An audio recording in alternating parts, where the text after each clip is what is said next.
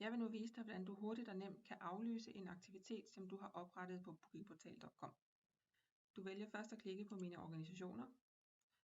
Her vil du så få vist de organisationer, du har oprettet i systemet. Har du kun den ene, som jeg har her, klikker du på administrer.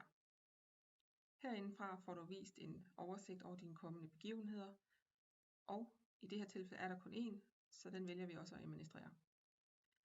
Når du er nået ind til din aktivitet, som i det her tilfælde er en indvielsesfest, og gerne vil aflyses, skal du klikke på den røde knap herovre til højre, der hedder aflys event. Når du klikker på den, bliver du bedt om at give en grund til, at du aflyser. Så jeg skriver på grund af sygdom, i det her tilfælde, og klikker aflys. Og som du kan se, vil der blive sendt en besked til alle deltagerne, og de vil ikke blive opkrævet nogen pris for deltagelse i eventet, som du herved aflyser. Nu er din aktivitet aflyst, som du kan se, knappen ændrede sig til cancelled, og går vi tilbage på oversigten, vil du også se, at nu står der, at du ikke har nogen kommende begivenheder for din organisation. Så din aktivitet er hermed aflyst.